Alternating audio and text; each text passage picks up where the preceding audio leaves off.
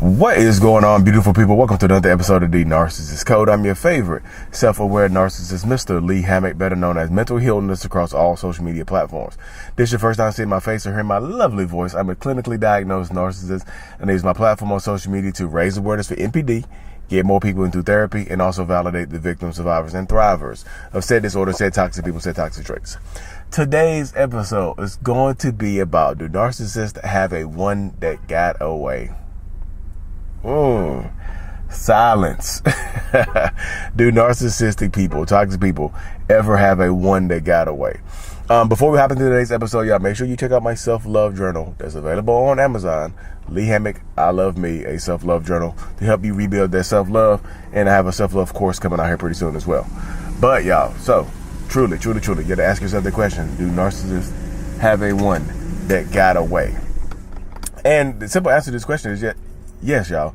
I think a lot of people exclude narcissists from being people and having feelings, because I know that a lot of narcissistic people hurt people. That's why the term narcissistic abuse came from. A lot of narcissistic people hurt people. But a lot of narcissists, you including myself, we do feel like there's, I married my wife, I'm married, but there is sometimes when you don't succeed in life, or when you feel like you're settling for someone new, you do have a one that got away. Like, damn it, I messed that up. I really ruined that relationship. I did that. Like, I can't believe I'm not with this person anymore. I never ever thought the person would leave me. I never thought that we would break up. I never thought our relationship would end, per se. But it did. It did end. And there's a lot of shame that's associated with the one that got away. You see what I'm saying? Especially like, because like me personally, I do think that there can be a transition into one that got away. Like, say, there's one, like, the narcissist might regret doing something wrong to somebody, might regret treating somebody badly, and that person breaks up with them, and then for a few years the narcissist is single or in a bunch of desolate relationships, and they might find somebody that fit them better down the road. But there is that one person that they're like, damn. Not all narcissists have this, y'all, but a lot of them have, like, damn, I messed that up. I can't believe I did that. But that does not mean that they would treat that person better. They just, if they got caught cheating, if they went over the top and beat on them or something like that, it doesn't mean that they would stop doing that. It just means that they would try not to get caught.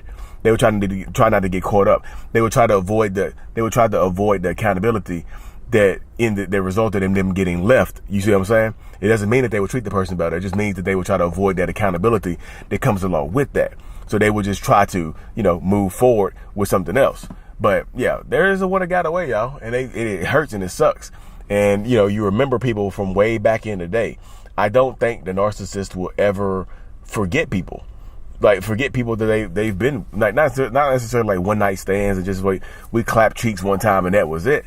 I'm just saying people that we've shared love with, people that we've shared dreams and goals with, people that we've built stuff together with, and then the relationship ends abruptly because of something that I have done, something, it just fell apart. But yeah, they got away. But here's the dynamic. The narcissist might start in the minds of us. We might start thinking like, dang, I messed that up. Dang, I can't believe I did that. Dang, I wish I could take that back. But then, y'all know, I told y'all about the mental gymnastics that a lot of narcissists do, right? The mental gymnastics that come along with a lot of narcissists is like, they will start blaming the other person for whatever they did to them. Even if you are the one or two or three that got away, because there could be more than one that got away, different stages, y'all. There could be different stages and whatnot. But if you were one of the ones that got away, they are going to blame you for what happened.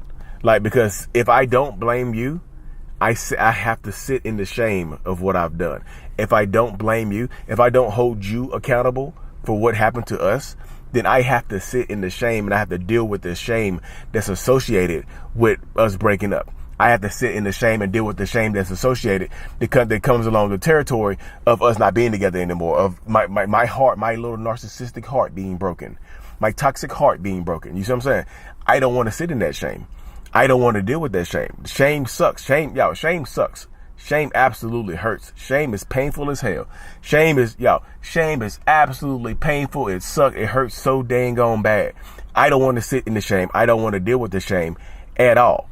That's not what I want to do. That's not what that's not what I'm built for. That's absolutely not what I want to do. So I will blame you for us breaking up. I will blame you for me cheating.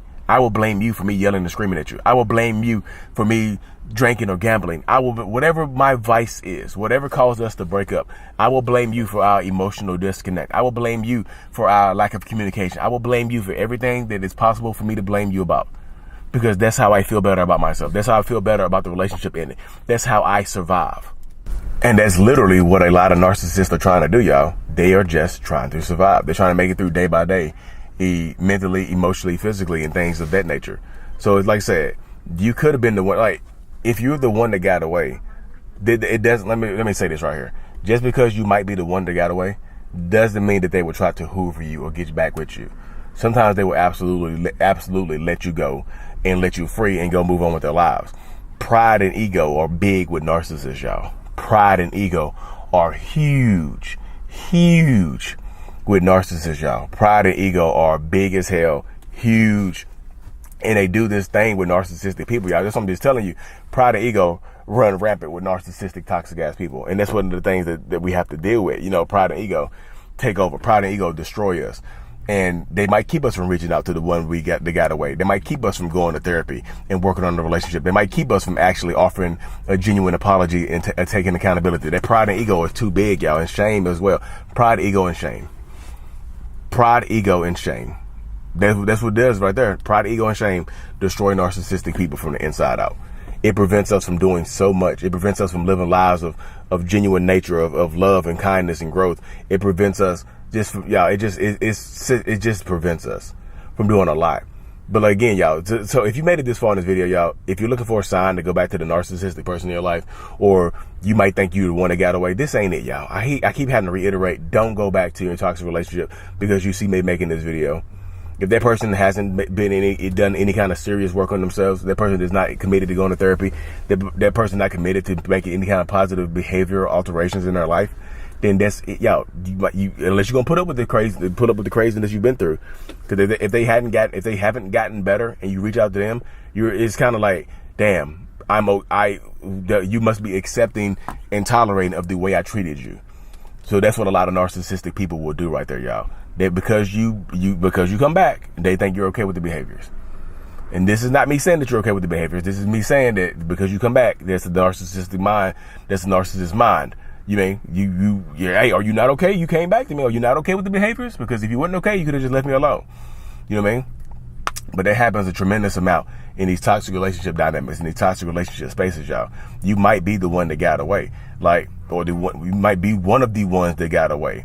But it doesn't mean you have to go back into that space, y'all, because they're not apologetic. They might feel bad for a little while, but again, they're going to blame you. And sometimes, y'all, you being the one that got away, sometimes they will hoover you. They will try to suck you back to the relationship. They will try to make your life harder, especially if y'all still have ties together, businesses, kids, money, whatever tied up together, houses, whatever it is. If you still have ties to this person, they're gonna make it extremely hard for you to leave them be.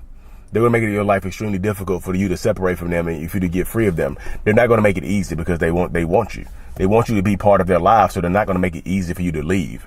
You know what I mean? If I want you as part of my life, why would I make it easy for you to leave me? That doesn't make sense at all. You know what I mean? So it's like just telling people in these situations, in these spaces, you have to be the one. Even if you are the one that got away, even if they tell you out, even if they open their mouths and say, the terminology that young folks use nowadays is "I fumbled you," like fumbled on football, like I fumbled you, I fumbled. That doesn't mean that you need to let them recover the fumble and run it back the other way, y'all. It means you turn over on downs, let the other team have it. You know what I mean? That's why you don't have to go back into this toxicity, y'all, because you love them and care about them. Just because you love them and care about them does not mean that they have changed their behaviors at all. This is still them. At the end of the day, they're still going to be toxic. They're still going to be manipulative. They're still going to try to do whatever they need to do to you to get over on you. Again, y'all, I'm not trying to hurt y'all's feelings. I know people are just like, well, I'm the one that got away. I'm not, yeah. If you got away, a lot of people want to be the one that got away because getting away, listen to the operative words there. The one that got away. Got away. That means you survived.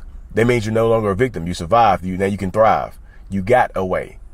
You don't want to be the one that stayed in it and got treated horribly and didn't get to live your life to the fullest extent possible. The one that got away. Got away. Got away. You see what I'm saying?